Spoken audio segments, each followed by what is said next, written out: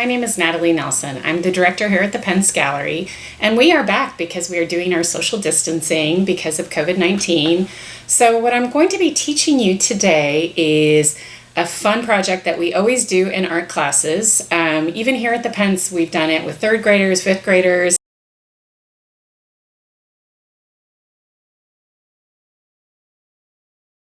and it's called blind contour drawing. You just need some simple supplies like pencils. I'm going to be using a Sharpie, and then some sort of notebook or just paper.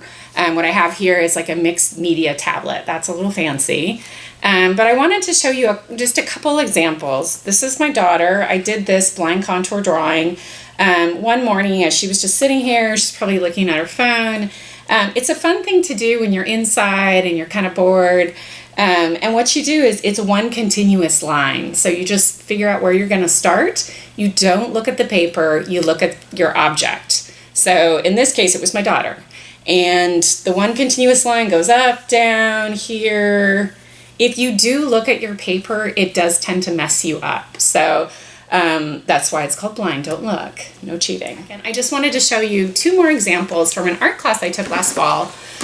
This is a student in a class I took at Sacramento City College, and I just really love the way it came out. It is very simple. You can see that the shapes of her eyes are kind of layered on top of each other, and this is done with a very thin Sharpie. And one thing I love is this really teaches you how to see and teaches your hand and eye to work together. So you do get some really cool abstract shapes that I think normally you wouldn't get because your mind is always going back to sort of that symbol of what an object is. In this case, a portrait sometimes goes back to what we think a portrait should look like rather than what the person actually looks like. So I really like that one. This one was of a sandal. And you can see these aren't perfect drawings. That's not the goal of them. Here I have kind of the outline of the sandal, and here are the straps that are on top. And so basically, because you're doing one line, a lot of times you'll see this slippage. And the point, again, is not to get it all lined up, but it is to really learn to slow down, draw with one continuous line, and to really observe. And of course, so much of drawing is learning how to look. You can see I have my large newsprint pad out. This is, again, something you don't have to have. Got my Sharpie, and I have this wonderful Turkish coffee pot. Someone donated this to the Pence Gallery for our treasure sale. And really what you're looking for, if you can't have somebody sit for you that you can draw, which is the best, a really cool object. Could just be a mug, could be a vase of flowers, but in this case I'm going to use my coffee pot because it's got some great shapes. And we're going to try to start in one spot and finish at that spot. So you kind of want to choose a piece or a place on your object. With this one, I'm definitely going to start at the top, that tiny little knob, and try to work my way around kind of counterclockwise. It is called contour drawing because that's an outline, but also we don't want to forget some of these really cool interior lines, such as these around the base of the neck here, as well as the handle, the spout. All of these have kind of secondary lines that are little details that we really, really want to focus on. We're going to be doing our one line. And what I like to do is just do it really slow so that my eye is literally like a little ball almost bouncing along the edge. It'd be cool if I could show you that, but I can't. So I'll start now. So I'm just going to start with this little kind of top knot. And I need to slow down. One thing I've noticed is people tend to draw too fast, which means they're not really looking that closely.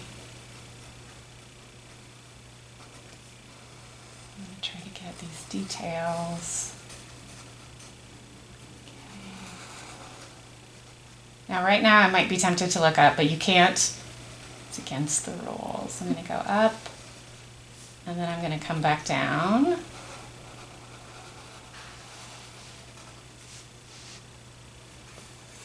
One more ring.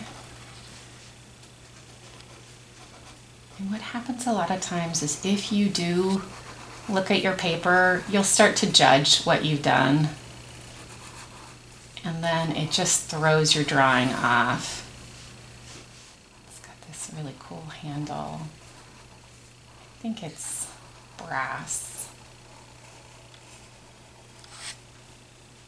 Again, I've got to slow down. Make you guys watch me draw.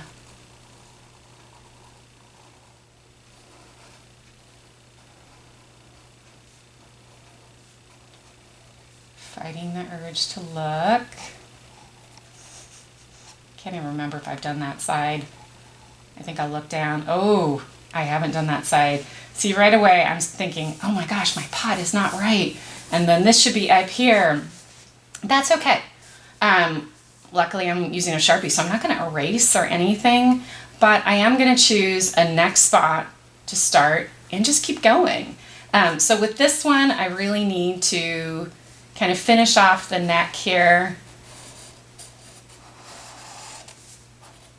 and go down past this again.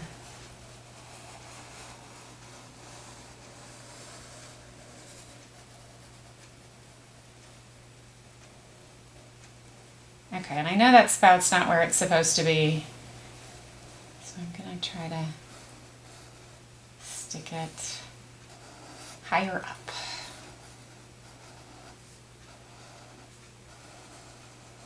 Okay, so let's see. Oi, oi, oi. That is fun. And in this case, I just did this too fast, but it's still really fun. I'm still getting some of the shapes that are in there. So again, you want to slow down and try to do it one more time. I think I'm gonna try again.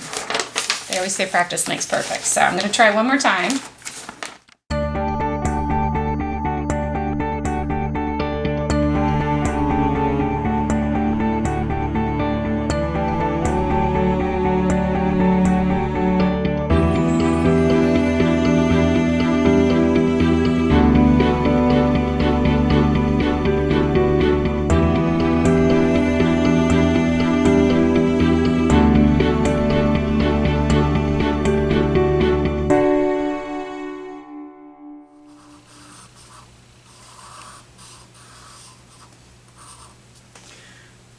A bottle of Windex.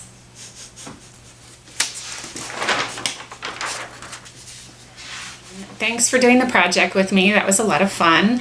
I just wanted to give you two names to look up that are great resources. They're blind contour artists, and one is named Ian Sklarsky. The other one is Allison Kunath, and both of them have websites, and you can see them blind contour drawing. Both of them do portraits, and they're amazing. And again, it's not about making the perfect drawing, but they just seem to capture something in the people that they're depicting that is really, really interesting. So I invite you to go look at their work. Thanks for joining us. Bye.